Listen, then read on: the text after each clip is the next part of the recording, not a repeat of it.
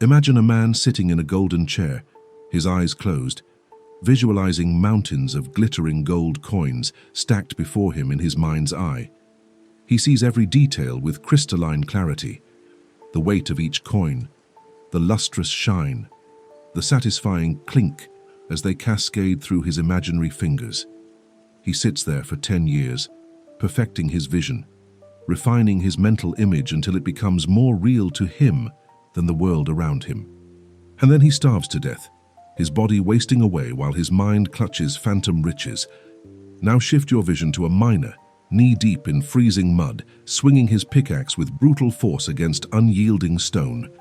His hands bleed, his back screams in agony, and after years of back-breaking labor he finds gold, real, tangible gold. But his spine is shattered, his health destroyed, and he dies before he can spend a single ounce of what he has extracted from the earth. Neither man is rich in the true sense, do you see this? One possessed the thought without the action, the other possessed the labor without the vision. Both are incomplete, both are failures. They are missing the bridge, that singular critical conversion point where the invisible becomes visible, where the formless takes form, where your internal reality crosses over into external manifestation. Most people who engage with the law of attraction, with the science of getting rich, with the entire philosophy of creative thought, fail spectacularly because they stop at the threshold of the mind. They visualize, they affirm, they believe, and then they sit back and wait for the universe to deliver their desires on a silver platter, as if they were ordering from some cosmic restaurant. Wallace Wattles, that brilliant and often brutal teacher, is merciless on this exact point. He warns with the severity of a prophet that relying on thought alone without understanding the mechanics of reception is the hallmark of the dreamer who inevitably ends in catastrophe and disillusionment. There exists a specific conversion point in the manifestation process, a precise mechanism, a definite action, a physical bridge that must be constructed, where your thoughts cease being mere mental fantasies and begin their transformation into tangible matter. This is not metaphorical language. This is mechanical truth. The universe operates according to exact laws, and if you do not understand the law of the conversion point, you will spend your entire life as that man in the golden chair, dying with your dreams intact, but your hands empty. What you are about to discover in this exploration is not another recycled platitude about positive thinking or the tired instruction to simply take action without understanding what kind of action, when, or why. We are going to identify with surgical precision that conversion point, the exact mechanism by which thought transitions into thing, the specific physical act that serves as the bridge between the formless substance that pervades all reality and the material wealth that appears in your bank account, in your relationships, in your physical health. We are moving beyond the realm of thinking truth, which is necessary but insufficient, into the domain of acting truth, which is the completion of the creative process. This is where the rubber meets the road, where your philosophy is tested by reality, where your internal certainty must express itself through your external behavior. If you can grasp what Wattles reveals about this conversion point, you will understand why some people manifest their desires with apparent ease, while others, despite years of visualizing and affirming, remain trapped in patterns of frustration and lack. The difference is not in the quality of their thoughts, the difference is in their understanding and execution of the bridge. By thought, the thing you want is brought to you. By action, you receive it. This is not poetry.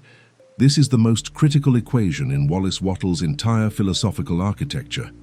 And yet, it is the principle most often misunderstood, most frequently violated, and most tragically ignored by those who claim to practice the science of getting rich. Let us dissect this with the precision it demands. When you think in a certain way, with clarity, with purpose, with unwavering faith, you set into motion forces within the formless substance, that intelligent, pervasive energy that fills all space and from which all things are made. Your thought impresses itself upon this substance, like a seal pressed into warm wax, creating a pattern, a template, a mold for the physical manifestation you desire. The universe, responding to this impression with perfect obedience, begins the process of bringing the thing you want toward you through countless channels, opportunities, circumstances, and synchronicities that you could never have orchestrated through your limited conscious planning. But here is the pivotal truth that shatters the naive understanding of manifestation. The wealth, the relationship, the opportunity arrives at your door, metaphorically speaking. But if you are not there to open that door, if you have not positioned yourself through deliberate action in the exact place where you can receive it, then it passes you by like a ship in the night, and you never even know how close you came to your desire. Think of it this way. The universe is perpetually showering gifts upon you, opportunities cascading like rain, but if you remain inside with the windows closed and the doors locked, refusing to step out into that rain because you are waiting for it to somehow materialize inside your living room, you will remain dry and poor while abundance pools unused just outside. Your thought cracks open the clouds and causes the rain to fall, but your action is what positions you beneath that downpour with your vessels ready to collect. This is why Wattles insists with such vehemence that thought without action is incomplete, impotent, a violation of the very laws you claim to be utilizing. The formless substance responds to your thought by setting the machinery of manifestation into motion, but that machinery requires your physical participation to complete the circuit.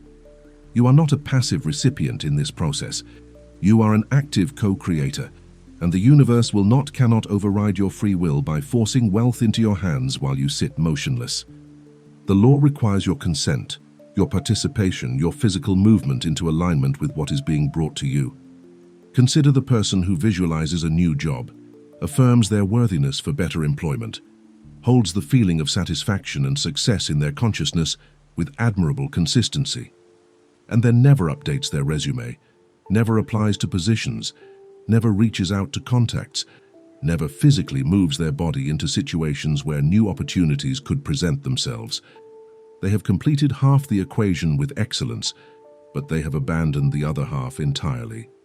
The universe has heard their desire and has begun arranging circumstances, preparing people, aligning timing. But when the moment arrives for the person to act, to step through the door that has been opened, they are not there. They are still at home, eyes closed, visualizing, completely unaware that their manifestation arrived at 2:47 p.m. last Tuesday in the form of a conversation they could have had if only they had shown up to that networking event they decided to skip. This is the tragedy of incomplete understanding. Not that the law of attraction failed, but that the person failed to honor both sides of the equation. Wattles drives this point home with an illustration that should forever change how you understand manifestation. If you sit in your house and think about gold, the gold will not materialize on your kitchen table through some supernatural condensation of atoms. That would be magic, not science. But if you think about gold in the certain way, holding the vision with faith and purpose, the universe will guide you through impulse, through intuition, through apparent coincidence, to the place where gold can be found, or to the people who have gold and need what you can provide, or to the knowledge that enables you to create value worthy of gold in exchange. Your thought causes this gravitational pull between you and your desire, but you must then physically move, physically act, physically position yourself to complete the connection. The gold is being brought to you, yes, but to you means to where you are, not to where you fantasize being. If you want the gold that the universe is delivering to the successful version of you, then you must, through action, become that version. You must move into the space that version occupies. You must physically demonstrate through your behavior that you are ready to receive. This is where most teachings on manifestation reveal their dangerous incompleteness. They emphasize the thought, the belief, the feeling, all of which are absolutely essential, but they treat action as an afterthought, a mere formality, something you do to stay busy while waiting for the universe to work its magic. This is catastrophically backwards. Action is not what you do while waiting for manifestation. Action is how manifestation completes itself in physical reality. Your thought impresses the pattern onto the formless substance, and your action is the hand that reaches into that substance and pulls the formed thing through into the visible world. Without the hand reaching in, The form remains in the formless realm, perfect and complete on the energetic level, but forever inaccessible to you on the physical plane. You must understand this. The universe is not withholding from you. You are withholding from yourself by refusing to take the physical actions that would allow you to receive what has already been prepared for you. Imagine a sculptor who has the perfect vision of a statue in his mind. He can see every detail, every curve, every expression with absolute clarity. He holds this vision day after day, year after year, meditating on it, refining it, believing in it with complete faith. But he never picks up a chisel. He never approaches the marble. He simply sits and visualizes, insisting that if his vision is clear enough, the statue will somehow emerge from the stone on its own. You would immediately recognize the absurdity of this, and yet this is precisely how millions of people approach the manifestation of wealth, health, and success. The vision is essential. Without it, the sculptor would have no guidance. But the vision alone does not liberate the statue from the marble. The sculptor must act, must physically engage with the material, must perform the specific actions that release the form from its prison in the formless. Your life is the marble, and your desire is the statue waiting within it. The universe has already placed that perfect form inside your block of marble, responding to your thought. But you must take up your tools and perform the physical work of revealing it. Wattles makes another crucial distinction that illuminates this principle. There is a difference between the thing coming to you and you going to the thing. When you think in a certain way, you're not simply moving yourself toward your goal through effort and willpower. That would be the competitive mindset, the belief that you must fight your way to success by overcoming obstacles and defeating rivals. That is not the science of getting rich. That is the science of struggle. Instead, your certain thinking causes the thing itself to move toward you, drawn by the law of attraction, pulled by the magnetic force of your aligned thought. But, and this is the critical nuance as it moves toward you, you must also be moving not randomly or anxiously, but with efficient action that prepares you to receive, that creates the channel through which the desired thing can flow into your life. It is like two people walking toward each other for a meeting. The universe is bringing your desire toward you, and you are moving toward it, and the meeting point is where thought and action converge. Why does the universe not simply override this requirement and dump your desires into your lap while you sleep? Because you are not a puppet or a pet to be cared for. You are a creator in training, a divine intelligence expressing itself through human form, and the entire purpose of this physical existence is for you to learn the creative process, to understand the laws, to exercise your power deliberately and consciously. If manifestation required no action from you, you would learn nothing, develop nothing, become nothing. You would remain spiritually infantile, waiting to be fed by an external parent God. But the true nature of reality is that you are an individualized expression of the same intelligent substance that creates galaxies and orchestrates ecosystems, and your purpose is to exercise that creative power consciously. The requirement of action is not a burden or an inconvenience. It is the mechanism by which you claim your identity as a creator. When you act in alignment with your thought, you are not merely receiving a gift. You are demonstrating your worthiness, your readiness, your maturity to wield the creative forces of the universe. This is why Wattles insists that action is not optional, not secondary, not less important than thought. Both are absolutely essential, and neither can substitute for the other. The person who acts without thinking, who works hard without vision, becomes the miner who breaks his back for a pittance because he has no guidance about where to dig or what to do with what he finds. The person who thinks without acting becomes the dreamer who starves with his eyes closed, rich in imagination, but destitute in reality. The person who understands both, who thinks in the certain way and then acts in the certain way, becomes the true master of circumstances, the conscious creator who bridges the invisible and the visible with effortless power. You must be both the visionary and the builder, both the architect and the carpenter, both the one who dreams the dream and the one who constructs it into reality. This is the conversion point, where your thought becomes so clear, so powerful, so aligned with truth that it naturally and inevitably expresses itself through action, and where your action becomes so precise, so efficient, so perfectly timed that it serves as the physical channel through which your thought manifests into form. Let us be ruthlessly honest about what happens when you violate this law. When you think without acting, you create an energetic debt, a tension in the fabric of reality where the potential exists, but the manifestation is blocked. The universe has responded to your thought, has set opportunities into motion, has prepared the path, and then you do not walk it. This creates frustration not only in you, but in the very substance of reality itself, if we may speak metaphorically. The channels that were opening begin to close because they detect no movement on your end. The people who were being prompted to help you move on, to help someone else who is actually showing up. The opportunities that were being arranged expire because timing is everything, and the window that was open at 2:47 p.m. is closed by 3:15 p.m.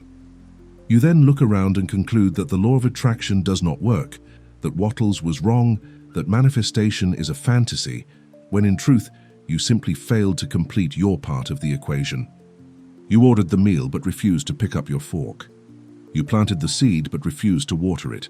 You built 99% of the bridge and then stopped, wondering why you cannot cross to the other side. The conversion point, then, is not a mystical moment of magical transformation. It is the precise intersection of aligned thought and appropriate action.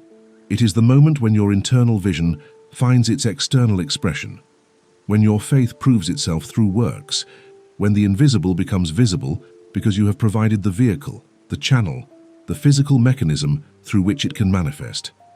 This is the bridge. This is the secret that separates the successful from the struggling, the prosperous from the perpetually hoping. By thought, the thing comes to you. By action, you receive it. Both are law. Both are required. Both must be honored with equal dedication and understanding. And when you finally grasp this, when you finally align both your thinking and your doing with the principles Wattles reveals, you will discover that manifestation is not mysterious, not uncertain, not dependent on luck or favor. It is mechanical, predictable, and as reliable as gravity itself. The question is not whether the law works. The question is whether you are working the law completely, or whether you are trying to fly with one wing, wondering why you keep crashing to the ground. Think of the universe as a massive reservoir of water, infinite, inexhaustible, under tremendous pressure, constantly seeking an outlet through which it can flow and fulfill its nature, which is to give, to create, to express itself in form. This water represents wealth in all its forms: money, opportunity, resources, relationships, health, knowledge, everything you could possibly need or desire. Now imagine that this reservoir is held back by a dam, and on the other side of that dam is your life, your circumstances, your current reality. What is this dam made of? It is made of your limited thinking, your doubt, your belief in scarcity, your inability to conceive of yourself as worthy or capable of receiving the abundance that is your natural inheritance. When you begin to think in the certain way that Wattles describes, with clarity, with faith, with gratitude, with unwavering purpose, you are essentially cracking that dam. Your thought creates fissures in the barrier, weaknesses in the wall, and suddenly the pressure of that infinite reservoir begins to find a way through. The water, which represents the wealth of the universe, begins to push against your newly vulnerable dam with irresistible force, seeking to flow into your life and flood your reality with abundance. But here is where the metaphor reveals its most crucial lesson, the lesson that most people miss to their eternal detriment. If you crack the dam with your thought, but you do not simultaneously lay pipes, if you do not create a deliberate, structured, intelligently designed channel through which that water can flow in a controlled and useful manner, then what happens? The dam breaks catastrophically, the water floods the valley in a chaotic torrent, and instead of bringing irrigation and life and prosperity, it brings destruction. The water is not evil, the water is good, it is abundance, it is what you wanted. But without the proper channel, without the infrastructure of action to direct and contain and distribute that abundance, it becomes a destructive force. You have seen this happen to lottery winners who suddenly receive millions of dollars without having built the mental, emotional, and practical structures to handle that wealth. Within years, most are bankrupt and many are worse off than before. The wealth came, yes, but they had not laid the pipes. They had not prepared themselves through action to receive and manage what their desire attracted. Your personal action is the pipe laying. Every efficient act you perform in alignment with your vision is like installing another section of pipeline, creating another channel through which the wealth can flow from the infinite reservoir into your actual bank account, your actual relationships, your actual physical health. When you take action, when you make the phone call, send the email, have the difficult conversation, do the physical work, show up when you do not feel like it, persist when others quit, you are not working hard for success in the old competitive sense. You are not trying to force the universe to give you something it is reluctant to provide. No, you are preparing the infrastructure of reception. You are building the aqueduct that will carry the water from the mountain reservoir to your garden. You are creating the physical channel through which the spiritual wealth can manifest in material form. Without this channel, the wealth remains in the reservoir, pressing against the dam, ready to flow, but unable to reach you because you have not provided the path. This is why Wattles emphasizes with such intensity that action is not about struggle or effort in the traditional sense. It is about efficiency and appropriateness. Random action, action without thought, action that is not aligned with your vision, is like digging pipes that lead nowhere or that point away from the reservoir. You are busy, yes. You are taking action, yes. But you are not building the channel that connects you to the source. Conversely, when your action is informed by your vision, when each physical movement you make is a logical extension of your certain thinking, then you are laying pipes with precision, section by section, connection by connection, until suddenly the circuit is complete and the water begins to flow. And here is the beautiful truth. Once the pipes are laid, once the channel is established, the water flows with very little additional effort on your part. The pressure of the reservoir does most of the work. The universe does the heavy lifting. But you had to lay the pipes, you had to build the channel, you had to take the physical actions that prepared you to receive. Consider what happens in the physical world when a new water main is installed in a city.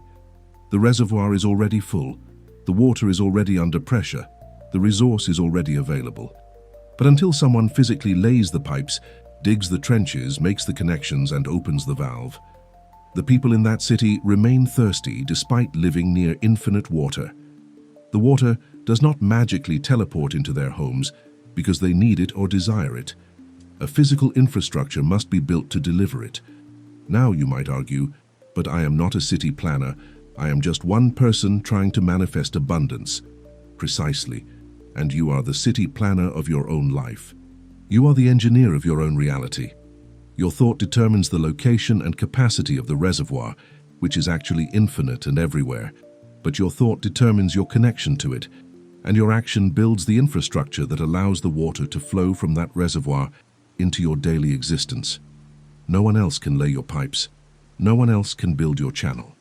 The universe will not do it for you, not because it is unwilling, but because that is your part of the creative process. That is your responsibility, your privilege, your power. Let us take this metaphor even deeper, because there are layers here that reveal profound truths about why some people seem to manifest effortlessly, while others struggle despite understanding the principles. The quality of your pipes matters. If you lay pipes that are narrow, corroded, kinked, or poorly connected, even when the valve is opened, only a trickle comes through. Your action must be efficient, appropriate, and aligned. Inefficient action, busy work, procrastination disguised as productivity. Doing things that make you feel productive, but do not actually connect you to your goal, is like laying pipes that are full of holes or that lead in circles. Water enters, but it leaks out before reaching you, or it flows back to where it started. You are exhausted from all the pipe laying, wondering why you are still thirsty, not realizing that the issue is not the absence of action, but the quality and direction of that action. Wattles calls this acting in the certain way, and it is just as critical as thinking in the certain way. Your actions must be purposeful, must be efficient, must be directly connected to your vision. Furthermore, the timing of your pipe laying matters. If the dam is cracking, if the water is beginning to press through, if opportunities are beginning to present themselves, and you postpone your action, I will make that call tomorrow. I will apply next week. I am not quite ready yet. Then you are failing to lay the pipes at the exact moment when the water is ready to flow. The opportunity passes. The crack in the dam seals itself. The person who was going to help you moves on to help someone else who showed up. The investment opportunity is taken by someone who acted while you hesitated. This is not punishment from the universe. This is simply the mechanical operation of the law. The universe brought the opportunity to you in response to your thought, but you were not ready to receive it because you had not taken the action of preparing yourself, positioning yourself, showing up at the appointed time. The water was flowing, but your pipe was not there to catch it, so it flowed past you to whoever had their pipes in place. This is why Wattles warns so severely against the trap of waiting for the right time or getting ready to get ready. The right time is now. The moment your vision becomes clear, the moment your thought impresses itself upon the formless substance, that is the moment you must begin laying pipes. Not tomorrow, not next week, not when you feel more confident or more prepared, now. Every day of delay is a day when the water could have been flowing but was not. A day when the wealth could have been accumulating but was not. A day when the compound interest of aligned action could have been working but was not. The person who thinks clearly and acts immediately builds their channel quickly, and soon the water is flowing abundantly into their life. The person who thinks clearly but delays action builds their channel slowly, and by the time it is complete, much time has been lost, much opportunity has passed, much momentum has been squandered. Both eventually receive, perhaps, but one receives quickly and with compounding returns, while the other receives slowly and with much unnecessary struggle. Here is another critical insight that the pipe metaphor reveals. You do not need to have all the pipes laid before the water starts flowing. You need only to lay enough pipes to create a connection, however small, between the reservoir and your life.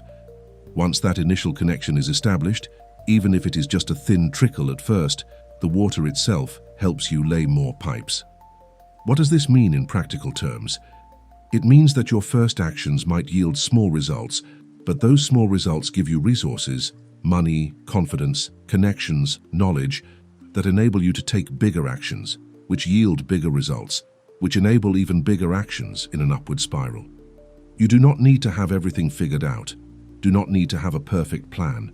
Do not need to have complete certainty before you take your first action. You need only to lay the first section of pipe, to make the first connection, to take the first step that is logically indicated by your vision. The water will begin to flow, and that flow will fund the laying of more pipes, the building of a larger channel, the expansion of your capacity to receive. But, and this is the tragedy we must acknowledge, if you do not lay even that first section of pipe, if you crack the dam with your thought and then sit back waiting for the water to somehow flow to you without a channel, the pressure builds, the opportunity exists. The universe has done its part, and yet you remain thirsty. You will look around at others who are prospering and wonder why they are lucky or privileged, when in reality they simply understood and applied both sides of the equation. They thought and they acted. They cracked the dam and they laid the pipes. They impressed their vision upon the formless substance, and they created the physical channels through which that substance could manifest in form. They understood that the universe is not a wish-granting genie that bypasses the laws of physical reality, but rather an infinite reservoir of potential that requires your intelligent participation to actualize in your life. The water is always there, always under pressure, always ready to flow. The only variable is whether you have laid the pipes, whether you have built the channel, whether you have taken the actions that prepare you to receive what your thoughts have already caused the universe to bring toward you. This is the open channel. This is the mechanism of reception. This is why action is not optional, not secondary, not less spiritual than thought. Your action is the physical manifestation of your faith, the proof of your belief, the demonstration that you trust the universe enough to meet it halfway. When you lay pipes, you are saying, "I believe the water is coming, and I am preparing to receive it." When you refuse to lay pipes, you are saying, "No matter what your conscious mind claims, I do not truly believe, I am not truly ready, I will wait and see before I commit."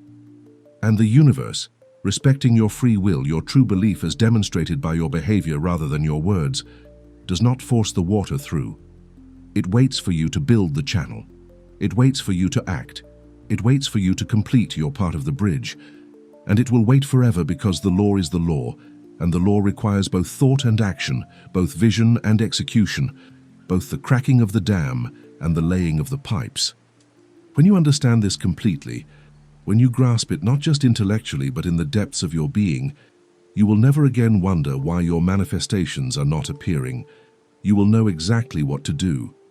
You will think in the certain way to crack the dam, and you will act in the certain way to lay the pipes, and the water, the wealth, the health, the love, the success will flow into your life as surely and as mechanically as water flows downhill, because that is the law, and the law never fails. We often think in our comfortable delusion that we will act when the time is right. We tell ourselves that we need to wait for the perfect opportunity, for more information, for greater confidence, for clearer signs from the universe, for the alignment of circumstances that makes action feel safe and certain. This waiting, this perpetual postponement, this addiction to tomorrow is perhaps the most insidious trap that prevents manifestation, and Wattles destroys this illusion with the force of absolute truth. There is no right time in some distant future. There is only now, this present moment, this single point of power where your consciousness actually exists and where your creative force can actually operate. You cannot act in the past because the past is gone, dissolved into memory beyond the reach of your physical influence. What happened yesterday is sealed, unchangeable, a closed book that you can reflect upon but never rewrite.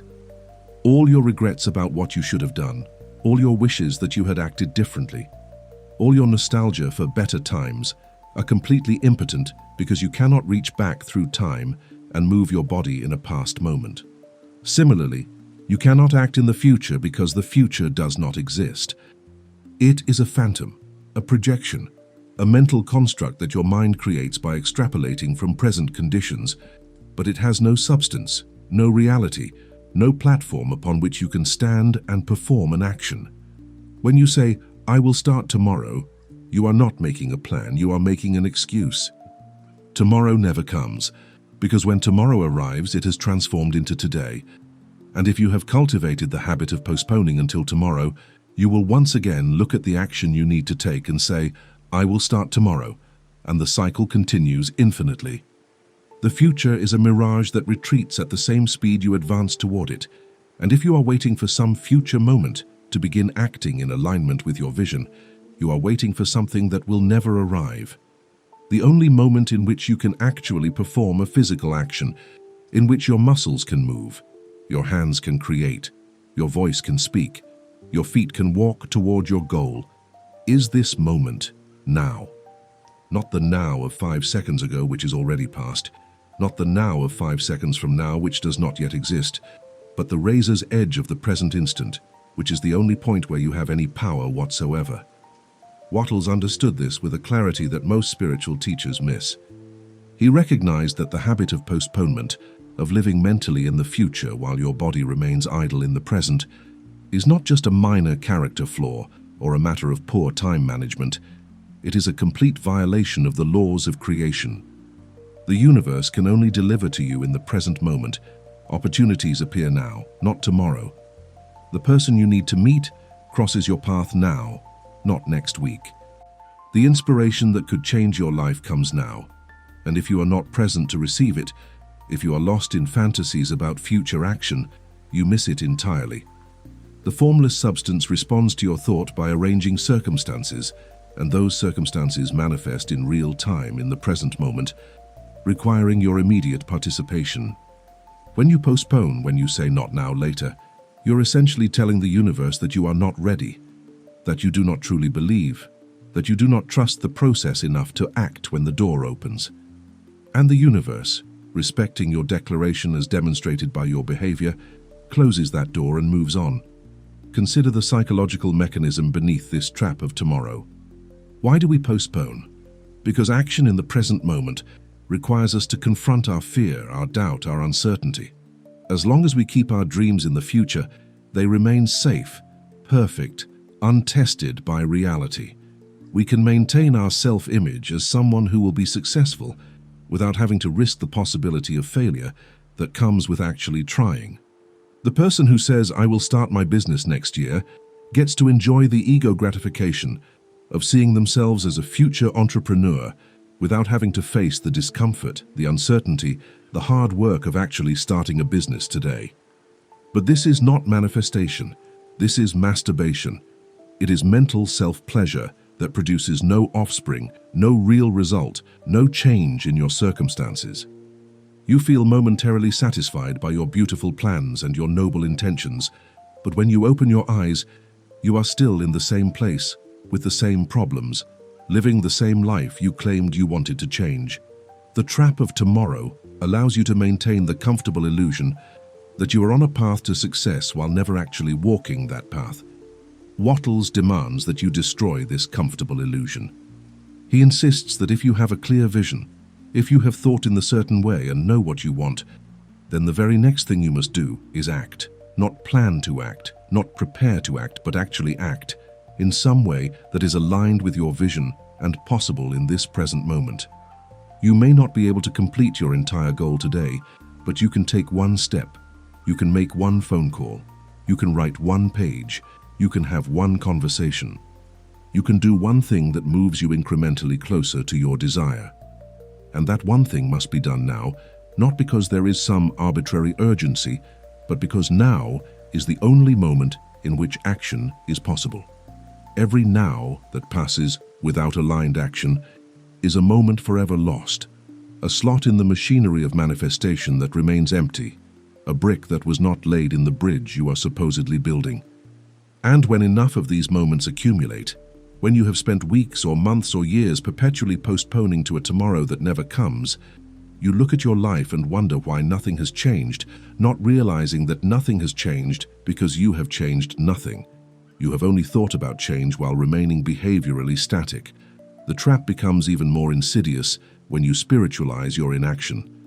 You tell yourself that you are waiting for a sign, that you are trusting the universe, that you are letting go and allowing, all of which are spiritual-sounding phrases that disguise your fear and paralysis. But Wattles cuts through this self-deception with brutal clarity. The sign you are waiting for is your own thought becoming clear. When you know what you want, when your vision is definite, that is the sign. The universe does not send a burning bush or a voice from the clouds to confirm that it is okay for you to move toward your goals. The universe speaks through your own intuition, through your own impulses, through the logical next steps that your vision reveals to you. If you are waiting for some external validation before you act, some cosmic permission slip that says, "Yes, now you may pursue your dreams," you are waiting for something that will never arrive because that is not how the law works. The validation comes after the action, not before. You prove your faith by acting, and then the results validate your faith. You do not wait for validation and then act. That is backwards, and it guarantees perpetual waiting. This is also where the previous insight about speed becomes devastatingly relevant.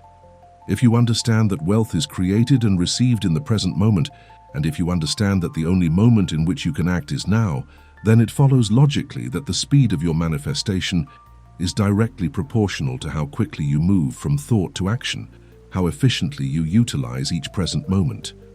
The person who has a vision at 9 a.m. and takes the first aligned action at 9:15 a.m. is building their bridge 15 minutes faster than the person who has the same vision at 9 a.m. and spends the next 4 hours thinking about it, or researching it, or getting ready to get ready. Neither of those delays serves any useful purpose. They are simply fear masquerading as prudence. By the time the second person finally takes their first action at 1 p.m., the first person has already taken 16 more actions, has already built 16 more sections of the bridge, has already created 16 more channels through which wealth can flow. And this compounds day after day, week after week, until the person who acts immediately in each present moment is living in a completely different reality than the person who keeps postponing to tomorrow. But we must be very careful here, because there is a difference between acting now and acting anxiously or recklessly.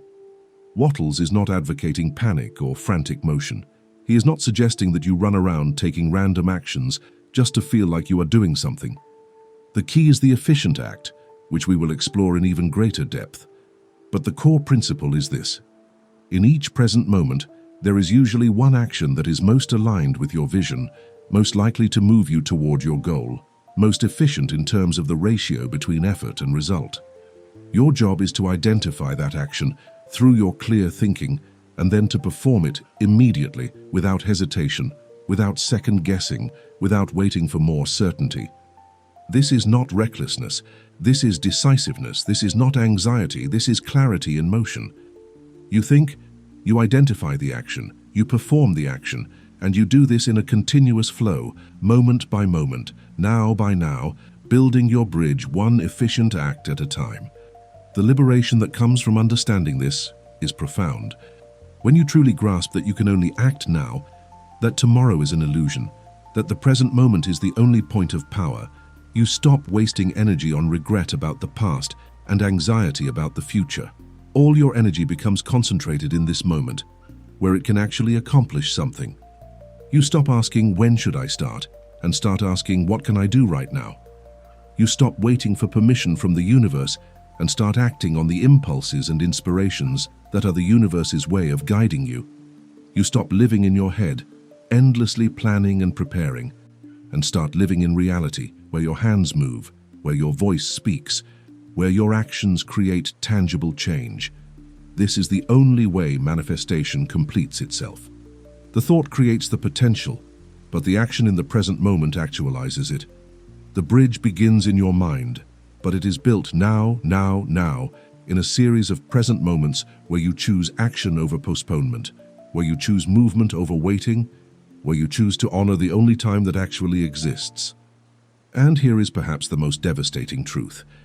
Every moment you postpone is not just a neutral delay. It is an active instruction to the universe that you do not truly want what you claim to want. Your actions speak louder than your affirmations. You can visualize wealth all day long, but if in each present moment you choose the action of someone who is poor, the spending habits, the work ethic, the associations, the environment, then you are telling the universe through your behavior that you identify as poor. And the universe will continue to manifest circumstances that match your demonstrated identity. Conversely, when you act in each present moment as the person you wish to become, when your behavior in the now reflects your vision rather than your current circumstances, you are giving the universe clear, unambiguous instructions. This is who I am. Bring me the circumstances that match this identity. And it will, because the law is mechanical, not personal. It does not judge you or doubt you. It simply responds to what you demonstrate through your consistent behavior, and your behavior can only occur in the present moment. The trap of tomorrow, then, is not just a time management issue. It is an identity issue, a faith issue, a fundamental misunderstanding of how reality works. There is no tomorrow in which you will act. There is only an endless series of present moments, and in each moment you will either act in alignment with your vision or you will postpone. If you postpone more often than you act, your life will reflect postponement. Unrealized dreams, potential that never actualizes, a slow fade into regret. If you act more often than you postpone, your life will reflect action, steady progress, compounding results, the gradual but inevitable manifestation of your vision into reality. Wattles gives you this stark choice. Act now in this moment, with whatever action is appropriate and efficient, or remain trapped in the comfortable delusion of tomorrow and watch your life pass by while your dreams remain forever on the horizon. There is no third option. There is no cosmic loophole that allows you to manifest without action, no spiritual bypass that lets you skip the present moment and act in some imaginary future. The only time is now. The only power is now. The only action is now. And if you truly understand this, if you let this truth penetrate beyond your intellect into your bones, you will never waste another present moment on the fantasy of tomorrow. You will act, you will move, you will build your bridge, and you will do it now. But let us be absolutely clear about something that causes tremendous confusion and wasted effort. It is not just about working hard. The gospel of hard work, preached from 1,000 pulpits and motivational stages, is a half-truth that has destroyed as many lives as it has built. Yes, Action is required. We have established that beyond any doubt. But not all action is created equal. There is action that builds the bridge, and there is action that merely exhausts you while leaving you in the same place. There is action that compounds toward your goal, and there is action that dissipates your energy in random directions. Wattles teaches the concept of the efficient act, and this is where manifestation becomes a science rather than a matter of blind effort or cosmic luck. The efficient act is an action that produces the maximum result with the minimum of wasted energy, an action that is perfectly aligned with your vision and perfectly suited to your current situation. It is not about doing more. It is about doing right. Consider two men, both of whom want to build a bridge across a river. The first man, believing in the virtue of hard work, begins immediately moving stones from one location to another. He works 18 hours a day, his muscles scream, his back breaks, he sweats and bleeds, and pours every ounce of his energy into moving stones. But he has no plan. He does not know where the bridge should cross, does not understand the principles of engineering, does not calculate load-bearing requirements or account for the current of the water. He simply works hard and long, because he has been told that success requires hard work. At the end of a year, he has moved 10,000 stones and created several random piles on either side of the river. The river remains uncrossed. His health is destroyed, his spirit is broken, and he concludes bitterly that success is impossible, that the universe is unfair, that hard work is a lie. The second man approaches the same river. He spends the first week studying the river, its width, its depth, its current. He studies bridge design. He calculates exactly where the bridge should cross, exactly what materials he needs, exactly what sequence of actions will create a stable structure. Then he begins to work, but each action is efficient, purposeful, building directly upon the previous action. He may work fewer hours per day than the first man, but every hour produces tangible progress toward the bridge. At the end of a year, his bridge is complete and he crosses it, while the first man is still bleeding and moving stones randomly. This is the critical distinction between labor and efficiency, between effort and effectiveness. Wattles is not impressed by how many hours you work or how tired you are at the end of the day. The universe does not reward exhaustion, it rewards alignment. If your actions are not aligned with your vision, if they are not efficiently designed to move you toward your goal, then it does not matter how hard you work. You will make no progress.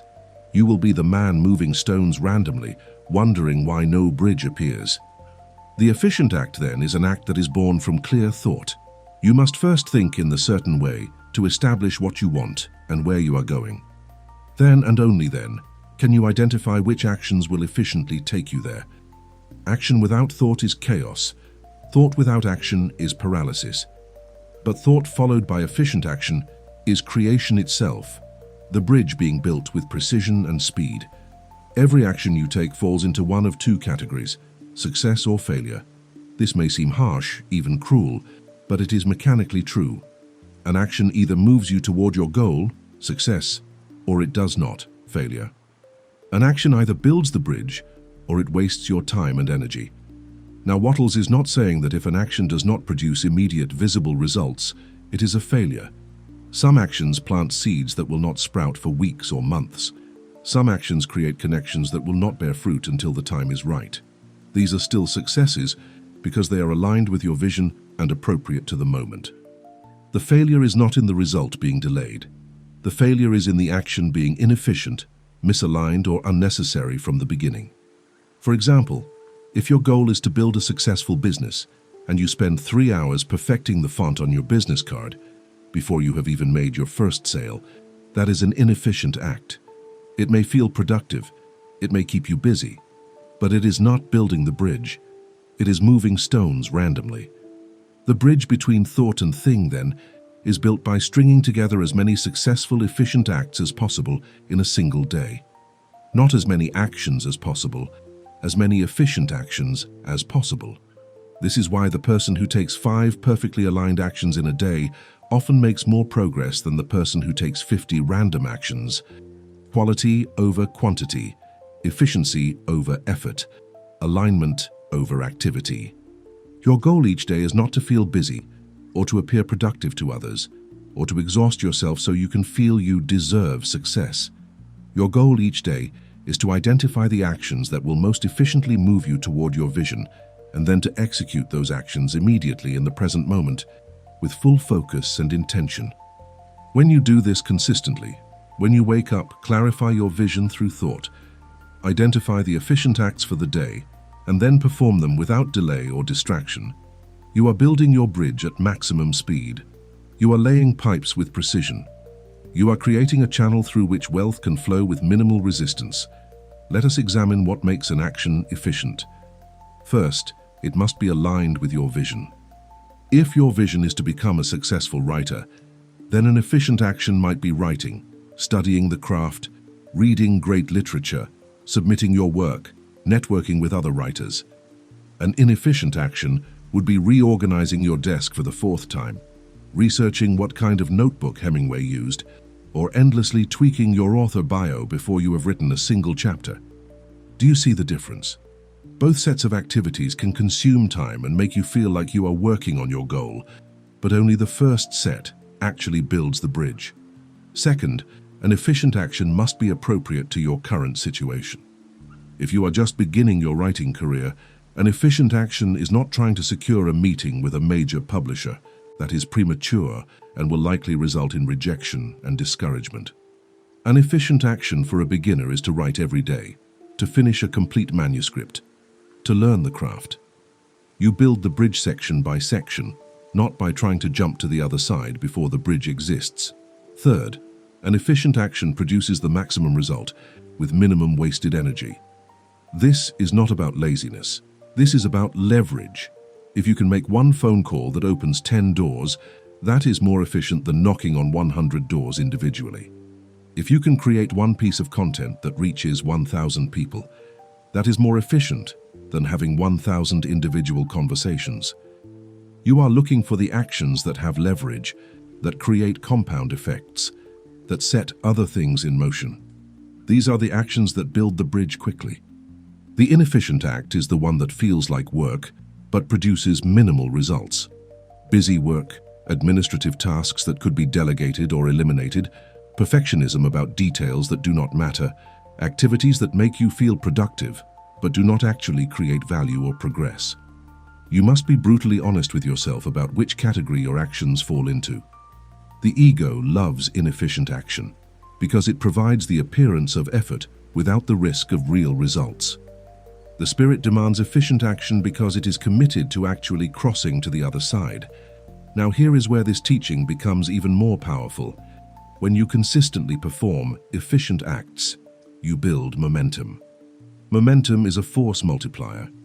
Your first efficient act creates a small result. Your second efficient act builds on that result and creates a slightly larger result. Your third, fourth, fifth acts begin to compound. And suddenly you're not just adding results, you are multiplying them. This is the compound interest of aligned action, and it is how ordinary people create extraordinary results. But this compounding only works with efficient acts. If you are taking inefficient actions, you do not build momentum, you simply accumulate exhaustion and random outcomes. The person who takes one efficient action per day for a year will end up far ahead of the person who takes 10 inefficient actions per day for the same period, even though the second person worked 10 times as hard. This is not fair, perhaps, but it is the law, and complaining about the law does not change it. Wattles also makes a profound point about the demeanor with which you perform your efficient acts. You must act with certainty, with the calm confidence of someone who knows that their action is aligned with universal law and will therefore produce results. The person who acts with anxiety, constantly second-guessing themselves, performing their tasks with a desperate energy born from fear, is acting inefficiently even if the action itself is correct. Why? Because that energy of desperation and uncertainty actually creates resistance in the formless substance. It sends a signal that says, "I do not really believe this will work," and the universe, being responsive to your actual belief as demonstrated by your energy and demeanor, matches that uncertainty with uncertain results. Conversely, when you perform an efficient act with the calm certainty of someone who knows they are building a bridge that will absolutely carry them across, that energy of faith lubricates the action, and allows results to manifest more smoothly. This is not magical thinking. This is the recognition that your internal state affects your external effectiveness. A surgeon with shaking hands is less effective than a surgeon with steady hands, even if they know the same procedures. Your certainty steadies your hands. The efficient act then is a precise combination of right action, aligned with vision, appropriate to situation, high leverage, and right energy, calm certainty, faith, purposeful demeanor. When you master this combination, you become unstoppable. You're no longer exhausting yourself with random effort. You're no longer frustrated by working hard without progress. You are building your bridge with the efficiency of a master engineer, and you can see the bridge extending day by day, section by section, until the gap between your current reality and your desired reality narrows and finally closes completely. This is the science of getting rich. Not a get-rich-quick scheme, not a matter of luck or favor, but a systematic, efficient, mechanical process of aligned action producing inevitable results. The bridge is built by stringing together as many successful, efficient acts as possible in a single day, and then repeating that process day after day until the crossing is complete. This is how thought becomes thing. This is how the invisible becomes visible. This is how you receive what the universe has brought toward you. You build the bridge, you lay the pipes, you take the efficient actions, and the wealth flows because you have created the channel through which it can flow. Now we arrive at a teaching so subtle, so easily overlooked, that most people miss it entirely, and yet it is one of the most powerful demonstrations of how thought and action must merge to create manifestation. Wattles asks you to consider a deceptively simple question. How does a rich man pick up a pen? Stop and truly imagine this. When a billionaire, a person who has mastered the art of wealth creation, reaches for a pen on their desk, what is the quality of that movement? Is it hesitant, uncertain, fumbling? Is it rushed and anxious? Or is it smooth, certain, deliberate, unhurried, the movement of someone who knows exactly what they are doing and why they are doing it, who moves through space with a kind of effortless authority? The difference is palpable, is it not? And here is the devastating insight. That difference, in how you pick up a pen, in how you walk into a room, in how you sit in a chair, in how you answer your phone, in the 1,000 micro movements you make every single day, is broadcasting to the universe and to everyone around you exactly who you believe yourself to be. Your body is constantly confessing your true self-image, and that confession is either building your bridge or demolishing it, moment by moment, gesture by gesture. This is what Wattles means by acting as if. For Estudis, this is not about pretending or being fake or putting on a performance for others. This is about the deep recognition that your physical body, your literal movements through space, your posture, your gestures, your tone of voice, the way you hold yourself and present yourself, are all part of the action that bridges thought to thing. You think of action as the big moves, starting the business, making the sale, giving the presentation, and those are certainly part of it. But Wattles is revealing something far more subtle and far more powerful. Every single movement of your body is an action, is a declaration to the universe about who you are and what you believe yourself to be. And if those movements, those micro acts, are the movements of a person who is small, timid, unsure, apologetic for their existence, then you are actively contradicting your affirmations of wealth and success. You are building a bridge in your mind while your body is tearing it down in physical reality. The lock cannot open when the numbers are misaligned. How does a rich man walk into a room? He does not slink in apologetically, hoping not to be noticed. He does not rush in frantically, as if he is late for something more important. He walks in with a certain quality, let us call it relaxed authority. His movements are calm because he is not afraid. His posture is upright because he respects himself. His pace is deliberate because he values his own time. He makes eye contact because he is not ashamed. He speaks clearly because he expects to be heard.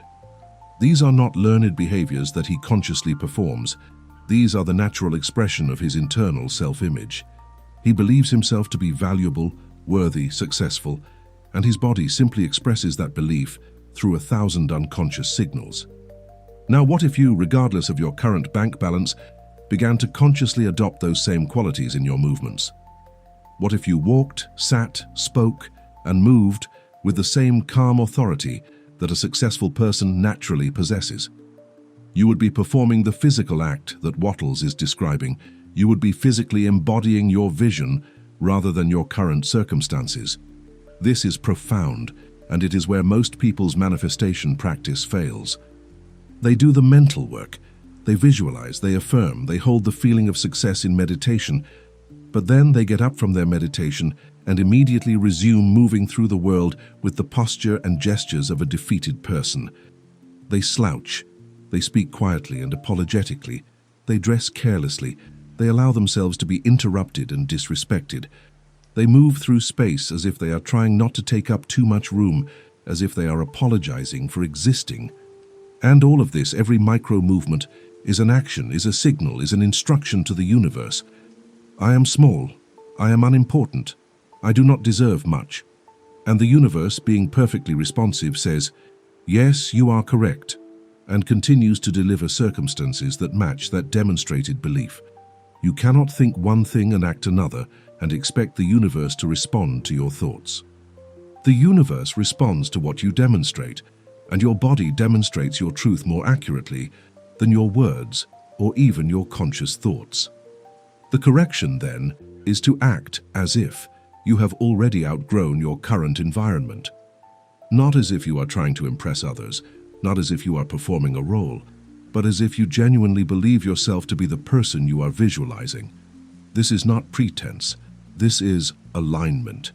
Your thought says, I am successful. Your body must say the same thing or the circuit is broken. How do you speak to people when you believe yourself to be successful? You speak with respect for yourself and for them, clearly and directly, without nervous chatter or apologetic qualifiers.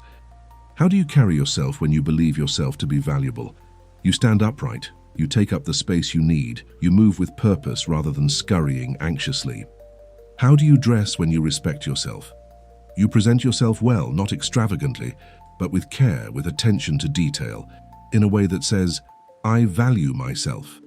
All of these, your speech, your posture, your presentation, are physical acts, are bridges between your inner vision and outer reality. Wattles emphasizes that this is not about the big business move alone, though that is certainly part of it. This is about the micro movements of your body throughout every single day. When you are alone in your house, do you move like a successful person or like a defeated person? When no one is watching, when you are not performing for anyone's benefit, what do your natural movements reveal about your self-image? This is where the truth lives, because this is where your subconscious belief expresses itself without the filter of conscious control. If you find that when alone you slouch, procrastinate, move sluggishly, speak to yourself harshly, allow your environment to become chaotic and neglected, then you are demonstrating through your behavior that you do not yet truly believe yourself to be the successful person you are visualizing. The work, then, is to bring your physical behavior into alignment with your vision, to consciously choose to move, speak, and carry yourself as that successful person would, until it becomes natural, until your body's default setting matches your mental vision. This is why athletes practice their movements thousands of times until they become automatic, why musicians rehearse until their instruments become extensions of their bodies. They are training their bodies to express excellence unconsciously, so that in the moment of performance, they do not have to think. They simply move with trained excellence.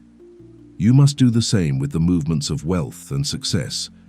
You practice moving like a successful person, speaking like a successful person, carrying yourself like a successful person, until it becomes so natural that you do not have to think about it. And when this happens, when your body automatically expresses the confidence and authority and calm certainty of success, you are no longer acting as if you have become. The distinction between pretending and being has dissolved because your entire organism, mental and physical, is unified in its declaration. I am successful. And the universe, receiving this clear, unambiguous signal from both your thoughts and your actions, your mind and your body, responds by delivering circumstances that match. There is a metaphysical principle underneath this that Wattles understood deeply. Your body is not separate from your consciousness. It is the physical expression of your consciousness. Your cells, your neurons, your muscles all hold and express your beliefs. When you change your physical behavior, you are not just pretending externally. You're actually reprogramming your cellular memory, your nervous system, your subconscious mind. The mind and body are not two separate things that must be coordinated. They are one integrated system, and you can enter that system from either direction. You can change your thoughts to change your behavior, or you can change your behavior to change your thoughts. Most people try the first approach and find it difficult because years of mental programming do not dissolve quickly. But if you add the second approach, if you consciously change your physical behavior to match your desired identity, you accelerate the process dramatically because your body begins to send new signals to your brain, creating a feedback loop that reinforces the new identity from both directions simultaneously. So the physical act we are describing is not a single action you take once. It is a way of moving through every moment of your life. It is how you sit at your desk when you work. It is how you eat your meals. It is how you answer emails. It is how you walk down the street. It is the 1,000 micro movements that no one may notice, but that are constantly instructing your subconscious and the universe about who you are. When all of these micro movements align with your vision of success, when your body becomes a physical expression of your internal certainty, you have created a powerful harmony between thought and action. You are no longer at war with yourself, no longer trying to manifest wealth while demonstrating poverty. You are unified, integrated, whole. Your mind thinks success, and your body acts success. And the universe has no choice but to deliver success because that is the clear, consistent signal you are broadcasting on every level of your being.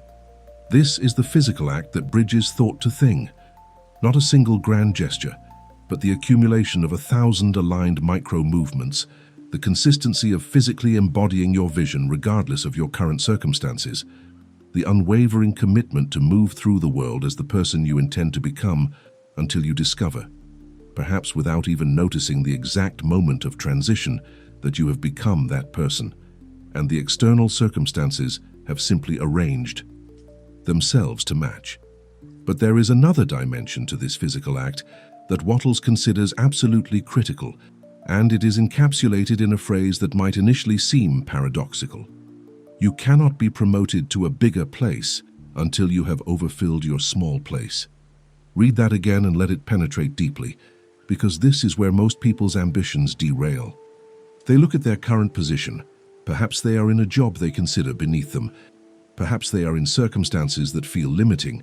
Perhaps they are serving in a role that seems insignificant, and they conclude that they need to escape this small place before they can begin their real work. They withhold their full effort, their full creativity, their full excellence, reasoning that such treasures should be reserved for the bigger opportunity that they are waiting for. They are in essence phoning it in, going through the motions, doing the minimum required to get by, while mentally they are somewhere else, in the imagined future, where they have the position they deserve. And then they wonder, with genuine confusion and bitterness, why that bigger opportunity never comes, why they remain stuck in their small place, why the universe seems to ignore their desires for advancement. Wattles destroys this delusion with absolute clarity. If you are a janitor, be the greatest janitor on earth, not the greatest janitor for now while you wait for something better. The greatest janitor. Period. Perform the physical work of cleaning with the spirit of a king. Take pride in the shine of the floor you mop. Perfect your technique. Go beyond what is required. Overfill that position with such excellence, such surplus energy, such obvious mastery that the position itself can no longer contain you. Do you see the principle? The universe promotes you based on what you demonstrate, not based on what you claim. When you overfill your current place, when you bring more value, more energy, more excellence to it than is required, you create a pressure, a force that must find a larger container. You become too big for the small place, and the universe, following its own mechanical laws, must move you to a bigger place simply because you no longer fit in the small one. But if you are doing the minimum in your small place, if you are half-heartedly performing your duties while mentally resenting them, you are demonstrating that you are not even filling your current place, much less overfilling it. Why would the universe promote you to a larger responsibility when you have not mastered the smaller one you already have? This is the physical act of excellence in the present moment, regardless of how humble that moment may seem. It is the recognition that how you do anything is how you do everything, and that the universe is watching not your intentions or your potential, but your actual behavior, your actual output, the actual value you are creating right now in the exact circumstances you currently occupy. The person who cannot be excellent in a small role will not suddenly become excellent in a large role. Excellence is not situational, it is character. If you need the big title, the impressive office, the public recognition before you will bring your best effort, then you do not understand how manifestation works. You become worthy of the big place by overfilling the small place. You earn the promotion by making yourself promotable through demonstrated excellence that cannot be ignored. And this excellence must be expressed physically, in the quality of your work, in the energy you bring, in the value you create, not just in your thoughts about how excellent you could be if you had a better opportunity. There is a spiritual dimension to this that goes even deeper. When you perform humble work with excellence, with the spirit of a king, you are not degrading yourself. You are elevating the work. You are bringing dignity to what might otherwise be considered drudgery. You are demonstrating that your worth is not defined by your circumstances, but by the spirit you bring to those circumstances. A king who scrubs floors with the awareness and presence and excellence of a king is still a king, and everyone who sees him work recognizes this immediately, even if they cannot articulate why. His posture, his demeanor, his movements all broadcast nobility, regardless of the task he is performing. This is the physical act that Wattles is teaching, not just doing your job well, but bringing such a quality of consciousness to your work that the work itself is transformed, and you are transformed in the process. You are not waiting to become successful before you act successfully. You are acting successfully here and now in whatever role you currently occupy, and that action is what builds the bridge to success. Consider the alternative. Imagine a person stuck in a job they hate, counting the minutes until they can leave, doing the absolute minimum to avoid being fired, spending their mental energy resenting their boss, and complaining to co-workers about how they deserve better. What are they demonstrating to the universe through this behavior? They are demonstrating that they are a victim of circumstances, that they require external validation before they will bring their best effort, that they are not willing to create value unless someone first gives them a comfortable situation. And the universe, seeing this demonstrated character, says, this person is not ready for more responsibility, not ready for a bigger place, because they cannot even handle the small place they have now with grace and excellence. The tragic irony is that this person's very bitterness and withholding is the exact thing that keeps them trapped.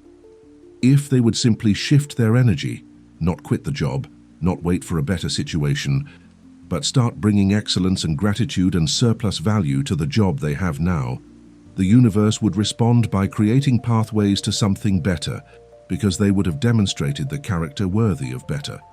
Wattles calls this excess energy, and it is perhaps the most precise description of what he means by overfilling your place. When you bring more energy to your work than is required, when you create more value than you are paid for, when you perform at a level higher than your position technically demands, that excess energy has to go somewhere. Energy cannot be destroyed, it can only be transformed. The excess energy you create through overfilling your current place becomes the force that physically pushes you into the next level. It is noticed by people who have the power to promote you. It attracts opportunities that would never have come to you if you were merely meeting expectations. It builds your reputation, your confidence, your skill set. It compounds in ways you cannot predict or control. And most importantly, it changes you. When you consistently operate at a level of excellence, when you consistently overfill whatever container you are in, you transform yourself into a person of excellence, and that transformation is permanent. You cannot unbecome what you have trained yourself to be through consistent action. This is also where the physical act connects back to gratitude, which we will explore more deeply in the next section. When you perform your current work with excellence and surplus energy, even if that work seems beneath your abilities, You are demonstrating gratitude for the opportunity to work at all, to be productive, to create value, to exercise your faculties. This gratitude, expressed through the physical act of excellent work, is itself a powerful signal to the universe. It says, I am thankful for what I have, and I am preparing myself for more by proving that I can handle what I have with grace. The universe responds to this signal with more opportunities, more resources, more advancement, because you have demonstrated that you will not waste what you are given, that you will honor whatever position you occupy by filling it and overfilling it with value. But if your energy is one of resentment and withholding, if you are bitter about your current circumstances and waiting for something better before you will give your best, you are demonstrating ingratitude, and the universe has no reason to provide more to someone who does not appreciate what they already have. So the physical act we are describing in this section is twofold. First, you physically embody the demeanor and movements of a successful person in every micro-gesture of your day. Second, you physically overfill your current place with excellence and surplus value, regardless of how small or humble that place may be. These two actions, performed consistently, create a powerful momentum. Your body is confessing success through its movements, and your work is demonstrating success through its quality.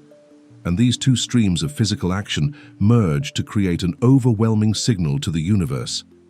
I am ready for more. I am worthy of more. I am already operating at a level beyond my current circumstances. And the universe, which is nothing if not responsive to clear signals, begins to rearrange circumstances, open doors, present opportunities that allow you to step into a bigger place.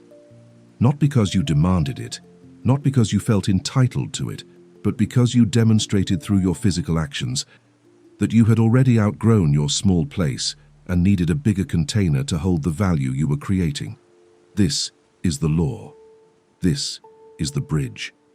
This is how thought becomes thing, not through wishing but through the physical act of embodying and expressing your vision in every movement of your body and every ounce of value you create, moment by moment, day by day, until the accumulated force of your aligned actions becomes so great that reality itself must shift to accommodate you. Now we must examine the precise mechanism by which the conversion point actually opens, by which the lock tumbles and the bridge completes itself, by which your internal vision aligns with your external action so perfectly that the wealth you have been thinking about and working toward suddenly manifests in physical form.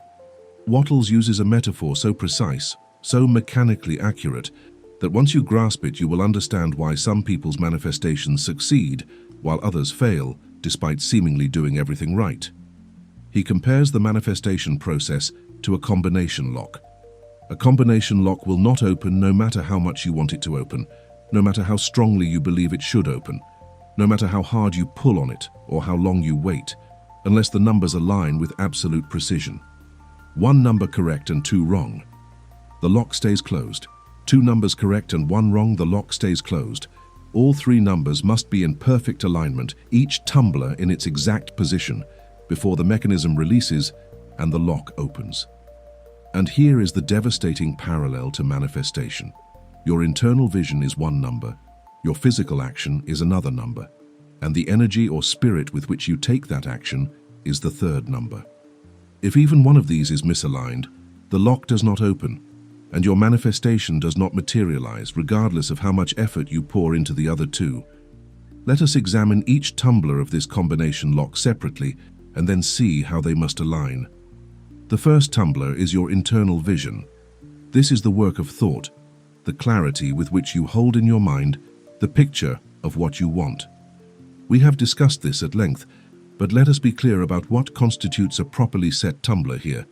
Your vision must be specific, detailed, emotionally charged, and held with unwavering faith. It is not enough to have a vague desire like, I want to be wealthy or I want a better life. That is like spinning the dial on a combination lock without knowing the numbers. You are hoping to stumble upon the right combination through random chance. Your vision must be precise. What exactly do you want? What does your wealthy life look like in concrete detail? What are you doing? Where are you living? Who are you with? How do you feel? The more specific your vision, the more precisely this first tumbler is set. If your vision is clear and stable, maintained consistently day after day regardless of current circumstances, then this tumbler is in the correct position. If your vision wavers, if you doubt, if you keep changing what you want based on every new piece of information or every setback, then this tumbler is spinning randomly and the lock cannot open. The second tumbler is your external action. This is the physical work we have been exploring. The actual movements you make, the tasks you perform, the value you create in the material world. But here is where most people's practice falls apart. They set the first tumbler correctly by maintaining a clear vision, but then their actions are completely misaligned with that vision. They think, I am wealthy, but they act lazy. They visualize success, but they perform their work sloppily, carelessly, without excellence. They hold the image of abundance, but they move through the world with the posture and energy of scarcity. Do you see the problem? The second tumbler is not aligned with the first. The lock cannot open.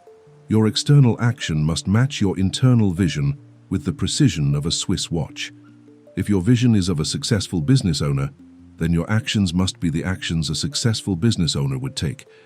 Not the actions you feel like taking, not the comfortable actions, not the minimum required actions, but the actions that demonstrate mastery, excellence, commitment.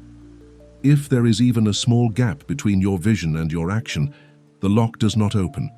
The universe cannot deliver a reality that matches your vision when your behavior is contradicting that vision every single day. The third tumbler, and this is perhaps the most subtle and most often overlooked, is the energy or spirit with which you perform your action. This is where gratitude, faith, and certainty enter the equation. You can have the right vision and take the right action, but if you do it with the wrong energy, with anxiety, with desperation, with resentment, with doubt, you are still not opening the lock. Wattles insists that action without gratitude is just toil, just labor, just the grinding effort of the competitive mind that exhausts you without producing manifestation. But action with gratitude is creation, is the certain way, is the physical expression of your faith that what you are doing is working, that the universe is responding, that the bridge is being built. When you perform an action, sending the email, making the call, lifting the weight, writing the page, while simultaneously holding the feeling of profound thanks, as if you have already received what you desire, you lubricate the entire mechanism. The energy of gratitude and certainty acts like oil in the gears of the lock, allowing all the tumblers to move smoothly into perfect alignment. Let us explore why this third tumbler is so critical. When you act with anxiety or desperation, you are broadcasting a signal to the universe that says, I do not believe this is going to work. I am afraid I will fail. I am not certain of the outcome.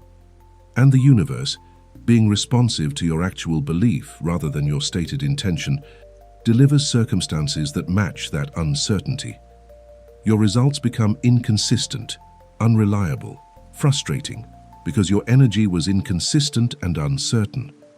But when you act with gratitude and certainty, when you send that email with the calm confidence that it will reach the right person at the right time, when you make that call with the certainty that you are creating value for everyone involved, when you perform your work with the grateful awareness that you are participating in the creative process of the universe, you are broadcasting a completely different signal.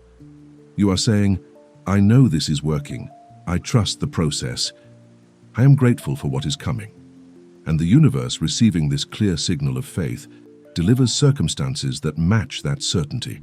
Your results become consistent, reliable, progressive, because your energy was aligned with your vision and action.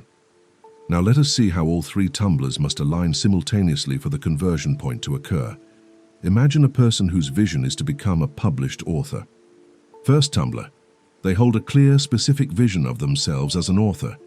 They see the book, feel the satisfaction of completing it, imagine readers being impacted by their words. This tumbler is set correctly. Second tumbler, they take aligned action. They write every day, they study the craft, they submit their work, they connect with other writers. This tumbler is also set correctly. But third tumbler, they do all of this with anxiety and doubt. They write, but they constantly question whether it is good enough. They submit their work, but they expect rejection. They connect with other writers, but they feel like an imposter. This third tumbler is misaligned, and despite the correct vision and action, the lock does not open. Their manifestation stalls. They work hard for years and wonder why success eludes them, not realizing that their energy of doubt and anxiety is the misaligned tumbler that prevents the lock from opening. Contrast this with another person with the same vision and taking the same actions, but doing so with gratitude and certainty. They write with the grateful awareness that they have been given the gift of creativity and the opportunity to share it. They submit their work with the certainty that the right publisher will recognize its value at the right time. They connect with other writers with the confident assumption that they belong in this community. All three tumblers are now aligned. Clear vision, aligned action, certain energy. And the lock opens. The conversion point happens. The manifestation appears. Not because this second person is luckier or more talented, but because they aligned all three tumblers of the combination lock while the first person left one tumbler misaligned. The difference in outcome is not a matter of degree, it is binary. The lock either opens or it does not. The manifestation either completes or it does not. And the determining factor is the precision of alignment across all three dimensions: thought, action, and energy. This is why Wattles is so insistent that you must act in a certain way. The certain way is not just about the physical actions you take. It is about the internal state you maintain while taking those actions. It is the combination of doing the right thing with the right thought and the right spirit. Most people manage one or two of these, but fail at the third. They think right but act wrong. Or they act right but think wrong. Or they think and act right but do so with the wrong energy. And then they blame the universe, or the teaching, or their circumstances, when in reality they simply failed to align all three tumblers. The universe is not withholding from you. The law is not broken. You are just trying to open a combination lock with two numbers correct and one wrong. And no amount of force or frustration will open that lock until you get all three numbers in perfect alignment. So the work becomes clear. You must daily check all three tumblers. Is your vision clear, specific, and unwavering? If not, return to your thinking practice until it is. Are your actions aligned with that vision, efficient and appropriate to your current situation? If not, adjust your behavior until it is. Is the energy with which you act one of gratitude, certainty, and faith? If not, cultivate that energy through deliberate practice until it becomes your default state. When all three are aligned, when your thought, your action, and your spirit are all pointed in the same direction with the same intensity, the conversion point happens automatically, mechanically, inevitably. The internal matches the external. The invisible becomes visible. The formless takes form. The wealth that has been moving toward you in response to your thought now has a clear channel through which to manifest because your action has created that channel, and the gratitude with which you have acted has removed all resistance from that channel. The lock opens. The bridge completes. You receive what has been brought to you. And here is the final insight about this combination lock metaphor. Once you open it, once you experience the conversion point and see your manifestation appear, the lock does not close again unless you choose to misalign the tumblers. If you maintain the vision, continue the aligned action, and sustain the energy of gratitude and certainty, the channel remains open and the wealth continues to flow. This is how people who get rich often find it easier to get richer, not because the universe plays favorites, but because once they have learned to align the three tumblers consistently, they keep them aligned, and the lock stays open. The momentum compounds. The results multiply. The bridge, once built, carries an ever-increasing flow of traffic. But for most people, what happens is they achieve a small success. The lock opens briefly, they receive a little bit of what they wanted, and then they immediately misalign the tumblers. They stop visualizing clearly because it worked. They become lazy in their actions because they got comfortable. They lose their gratitude and start taking their results for granted. The tumblers slip out of alignment, the lock closes, and the flow stops. And they cannot understand why they had a taste of success but could not sustain it. The answer is always the same. They did not maintain the alignment of the combination lock. Success is not achieved once and then automatic forever. It requires the ongoing alignment of vision, action, and energy day after day, moment by moment, until that alignment becomes so ingrained, so habitual, so much a part of who you are that you maintain it unconsciously, and the wealth flows continuously because the channel is always open, the lock is always aligned, and you are permanently positioned at the conversion point where thought becomes thing. The final dimension of this conversion point mechanism that Wattles reveals is both simple and profound, and it circles back to a principle we have touched upon but must now explore in its full power: gratitude in motion. Let us be brutally clear about what this means, because the word gratitude has been diluted and spiritualized and turned into a vague sentiment that people express in journals or affirmations without understanding its mechanical function in the manifestation process. Gratitude is not just a feeling you have before bed or during meditation. Gratitude is not just being thankful for what you already possess, though that is part of it. Gratitude, in the Wattles sense, in the operational sense, is the energy you bring to every single action you take, and it serves a specific mechanical function. It lubricates the bridge. It reduces resistance. It allows the wealth to slide across from the invisible realm to the visible realm with far less friction, far less struggle, far less time delay. Think of it this way. When you perform an action, let us say you are making a sales call or writing a proposal or having a difficult conversation with a client, you can perform that action with one of several energies. You can do it with anxiety. I hope this works. I need this to work. What if I fail? That energy creates resistance. It tightens your voice, stiffens your body, clouds your thinking. The action is performed, yes, but it is performed through tremendous internal friction, and that friction slows everything down. Or you can do it with resentment. I should not have to do this. This is beneath me. I hate this part of the job. That energy also creates resistance, perhaps even more than anxiety, because resentment actively repels the very thing you are trying to attract. The person on the other end of that call or reading that proposal can feel your negative energy, even if they cannot articulate it, and they instinctively pull away. Your manifestation is blocked not by external circumstances, but by the energy you brought to the action. Now consider performing that same action with gratitude. Not fake gratitude, not "I am grateful because I am supposed to be," but genuine felt appreciation for the opportunity to perform this action, for the privilege of being in a position where you can create value, for the fact that you have the skills and the platform to make this call, or write this proposal, or have this conversation. You approach it with the energy of, "I am grateful that I get to do this. I am thankful for this person's time.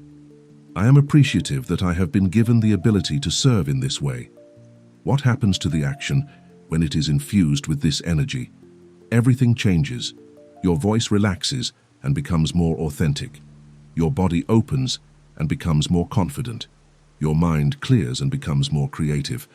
And most importantly, the person on the receiving end of your action feels your positive energy and is drawn toward you rather than repelled. The same action, performed with gratitude instead of anxiety or resentment, produces dramatically different results with the same amount of physical effort. This is what Wattles means when he says gratitude lubricates the bridge. It removes the internal friction that would otherwise slow or block the manifestation. But there is an even deeper level to this. When you perform an action with gratitude, you are simultaneously performing two actions. The physical action itself, making the call, writing the proposal, and the energetic action of connecting to the formless substance with appreciation. Remember, the formless substance is intelligent, responsive, and benevolent. It is constantly seeking to give, to create, to express itself in form. When you approach it with gratitude, you are essentially opening a channel of communication and saying, "I acknowledge you, I appreciate you, I trust you, I am working with you, not against you." And the formless substance, receiving this signal of alignment and appreciation, flows more freely through the channel you have created with your action. It meets you halfway. It accelerates the process. It brings synchronicities, opportunities, helpful people into your path with far greater speed and ease than if you had performed the same action with a closed, anxious, or resentful heart. This is why Wattles insists that action without gratitude is just toil. It is effort that exhausts you without producing the exponential results that the certain way promises. You are fighting against the current, struggling to force your will upon reality, trying to make things happen through sheer effort. And you may eventually get some results through that approach, but it will take much longer, require much more energy, and produce far less than if you had simply infused your actions with gratitude from the beginning. Conversely, action with gratitude is creation in the truest sense. You are not forcing anything. You are cooperating with the universe, working with the formless substance rather than trying to overcome resistance.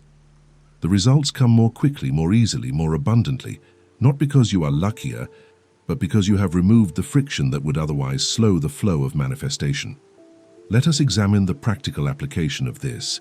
As you go through your day performing the efficient actions that your vision has revealed to you, you practice gratitude in motion. Before you make that phone call, you take a breath and feel genuine appreciation for the opportunity to connect with another human being and create value. As you send that email, you hold the awareness that you are participating in the magnificent process by which thought becomes thing, and you feel grateful for that privilege. When you perform your work, even if it is humble work, you infuse it with the energy of thankfulness that you have the health to work, the skills to contribute, the opportunity to serve. This is not a mental exercise you do once and then forget. This is a continuous state you maintain as best you can throughout every action of your day. And yes, you will forget. Yes, you will slip back into anxiety or resentment or mechanical indifference. But the practice is to notice when you have slipped and immediately return to gratitude again and again, until gratitude in motion becomes your default energy rather than something you have to consciously remember. The transformation this creates is remarkable. People begin to respond to you differently because they feel your energy. Opportunities begin to appear more frequently because the universe is responding to your grateful signal. Your own internal state becomes more peaceful and joyful because gratitude is incompatible with anxiety and bitterness. You cannot hold both in your consciousness simultaneously. And most importantly, the speed of your manifestations accelerates dramatically because you have removed the primary source of resistance, your own negative energy. The bridge that might have taken years to build, when every action was performed with anxiety, now builds itself in months because every action is lubricated with gratitude. The wealth that was being held back by your resentful energy now flows freely because you have opened the channel with appreciation. This is not metaphorical. This is the actual mechanical operation of the law. Your energy affects your results as surely as the quality of your actions affects your results. And gratitude is the energy that allows manifestation to proceed with maximum efficiency and minimum resistance. Wattles gives us this formula, and it is worth committing to memory and reviewing every single day.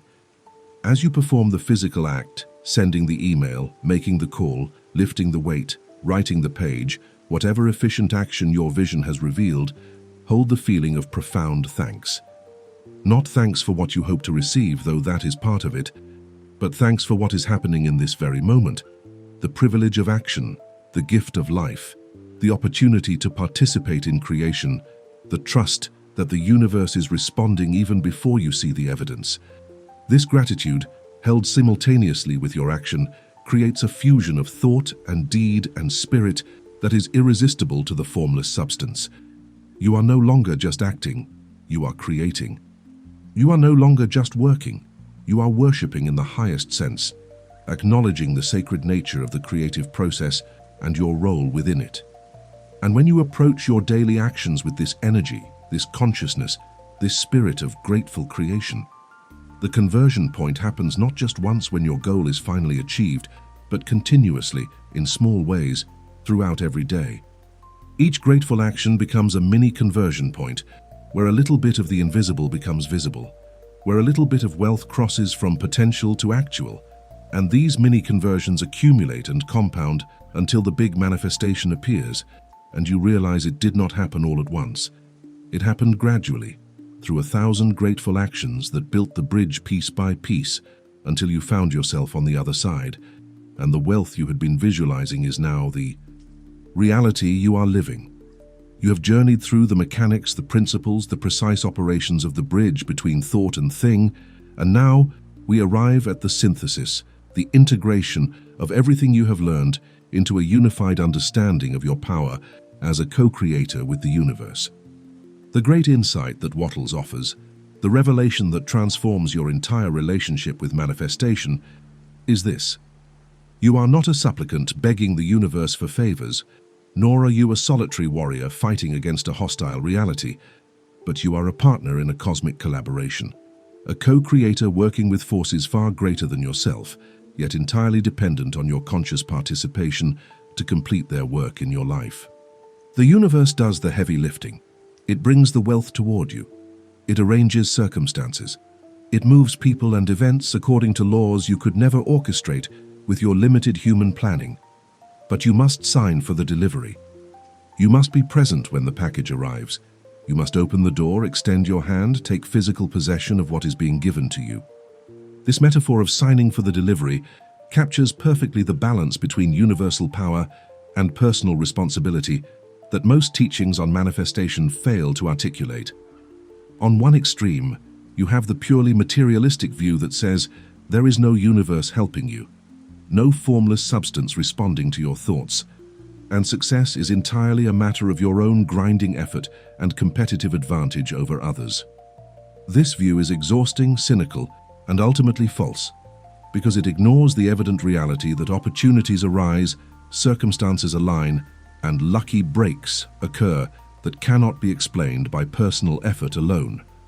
On the other extreme, you have the purely magical view that says you need only visualize and believe, and the universe will deliver everything to your doorstep while you sleep, requiring no action or participation from you.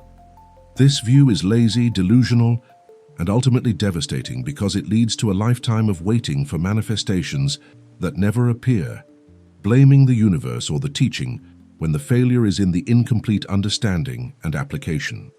Wattles obliterates both extremes and gives you the middle path, the balanced truth. The universe absolutely responds to your thought by bringing your desires toward you, but you must respond to the universe by taking the actions that position you to receive. Neither side of this partnership can be eliminated without destroying the entire process. If the universe brings an opportunity to your door at 2 p.m. on Tuesday and you are not home, metaphorically speaking, if you have not taken the actions that would put you in the right place at the right time, then the opportunity knocks, gets no answer, and moves on to someone else who is home, who is ready, who has positioned themselves through action to receive. The universe did its part. You failed to do yours. And then you complain that manifestation does not work, when in reality you simply were not there to sign for the delivery.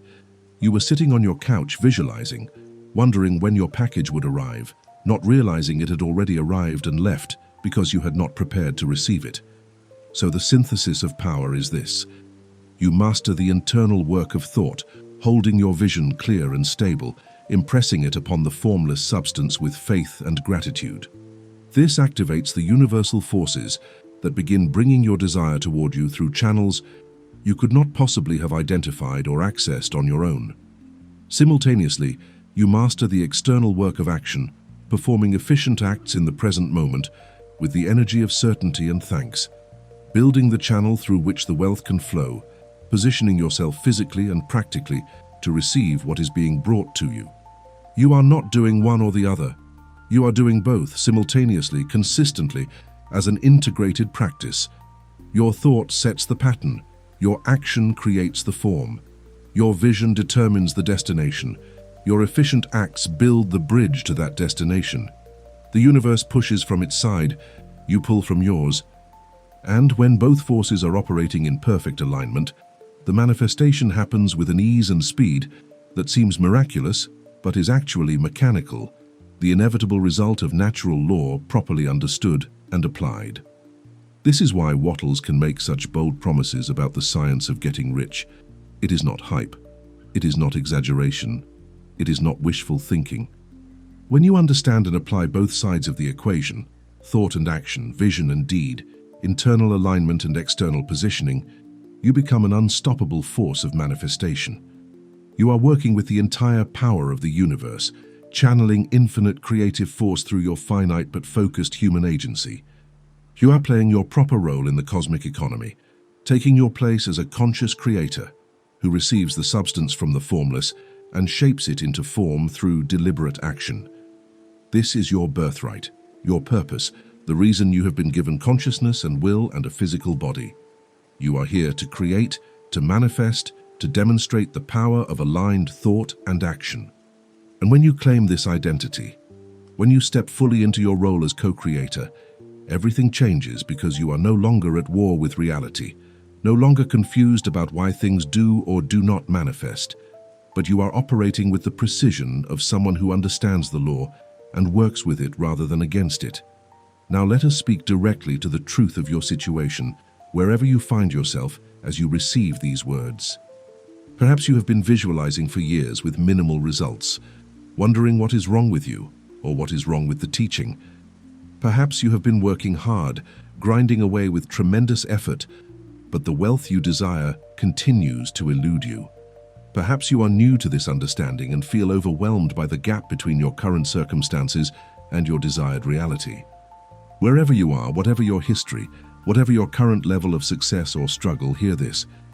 You have more power than you realize. You are standing closer to the conversion point than you know. The breakthrough you seek is not found by trying harder at what you have been doing. It is found by aligning what you have been doing with what we have explored in this teaching. The bridge is not impossible to build. The lock is not impossible to open. You have simply been missing one or more of the critical elements, and now that you know what they are, the path forward is clear. The message of empowerment that Wattles offers is not an empty motivation, not a pep talk designed to make you feel good temporarily while changing nothing permanently. It is a transfer of knowledge, a revelation of law, a handing over of tools that actually work if you use them correctly. You do not need more talent than you have. You do not need better circumstances than you currently possess. You do not need to wait for the world to change before you can begin your ascent. You need only to align your thinking and your acting with the principles we have explored.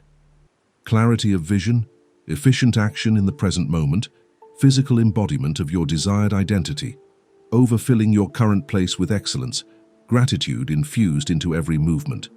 These are not difficult techniques requiring years of training. These are simple mechanical applications of natural law that anyone can practice starting immediately. But, and this is critical, you must abandon the victim mentality that has perhaps been holding you back. You must release the belief that you are at the mercy of external circumstances, that the universe is withholding from you, that success is for other people who have advantages you lack. These beliefs are poison to manifestation because they place the power outside of you, and when the power is outside of you, you are helpless. But the truth is, the exact opposite. The power is inside you, in your thought and your action. And while you cannot control all circumstances, you can absolutely control your response to circumstances, your vision despite circumstances, your behavior regardless of circumstances.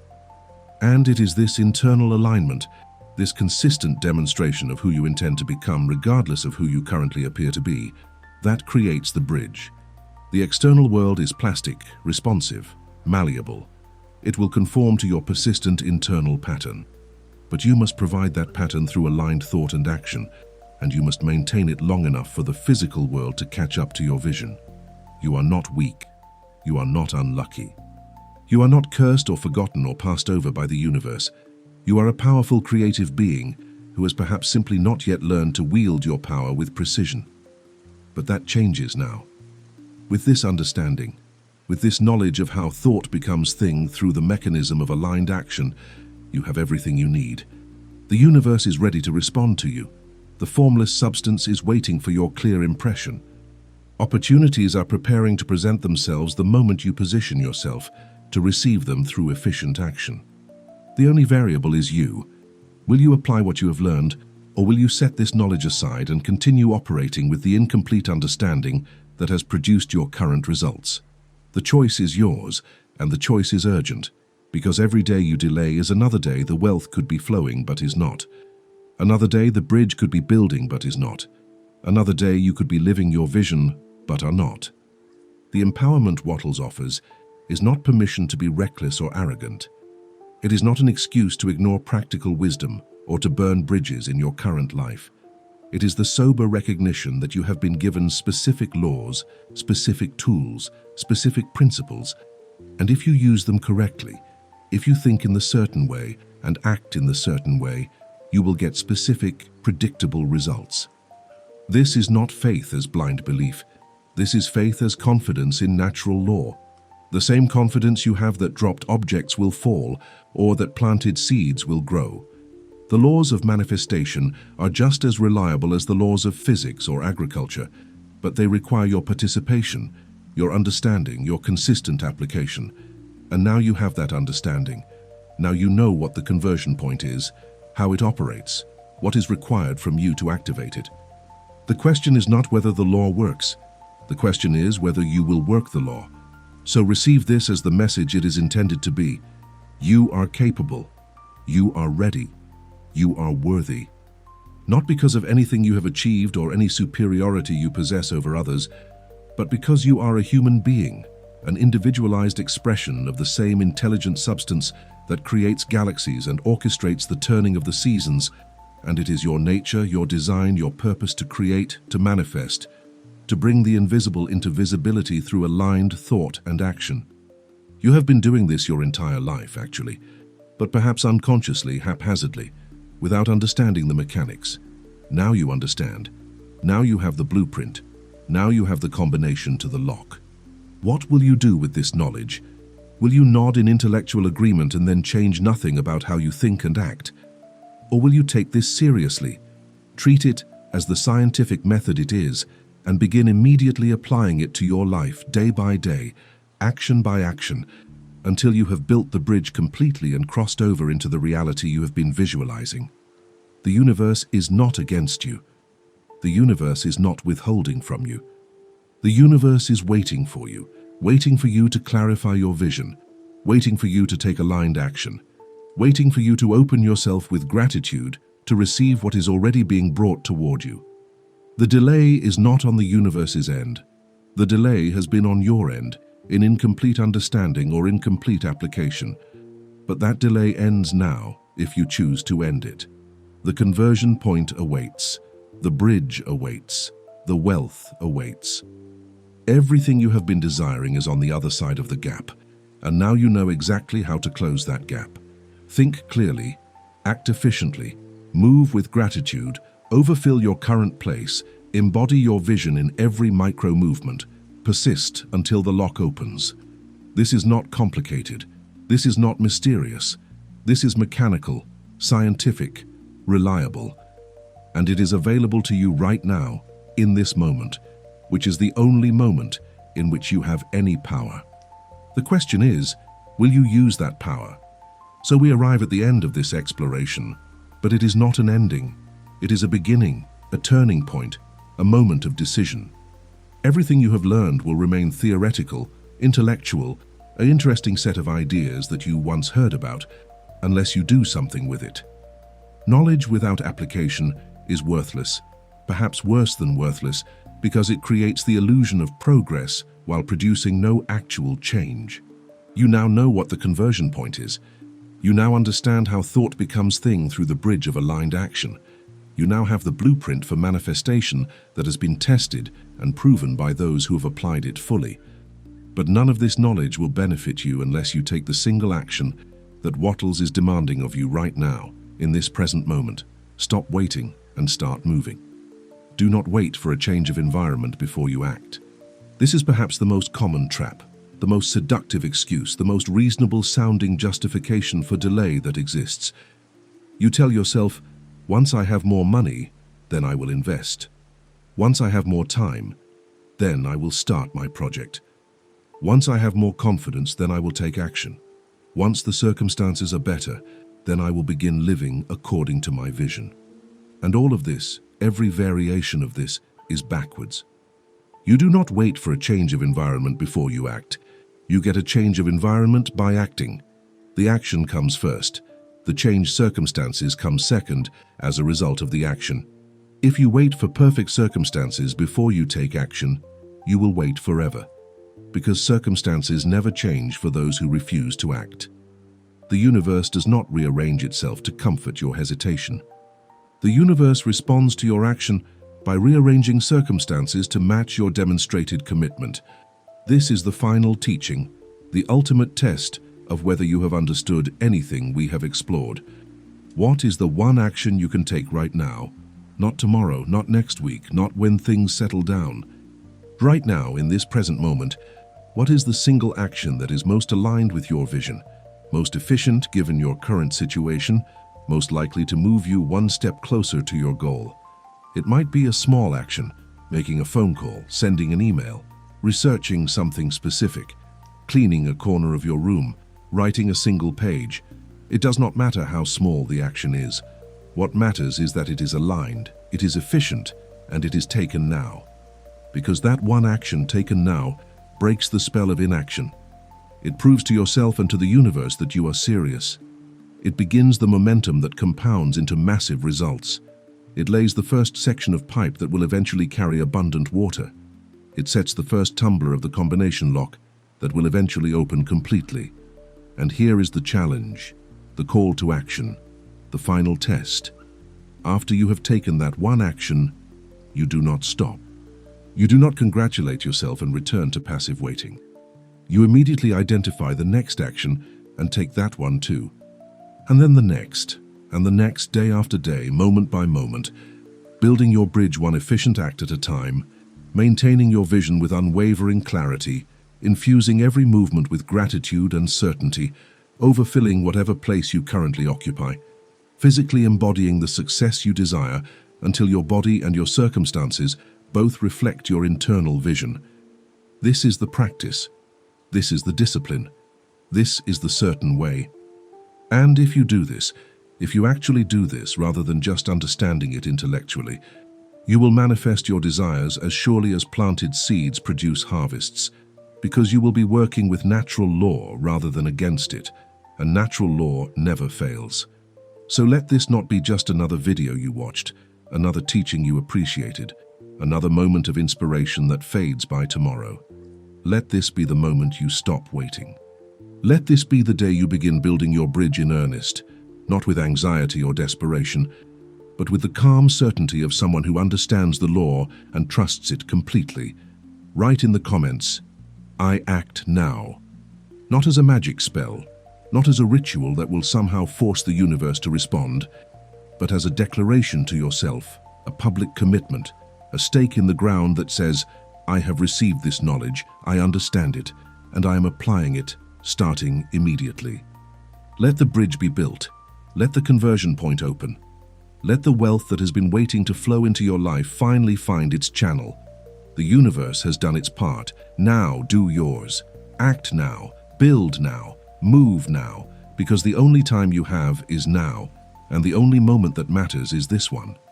And the only question that will determine whether your life changes or remains the same is this: will you take the action, or will you continue to wait? The answer to that question is everything. Choose wisely. Choose now. Act.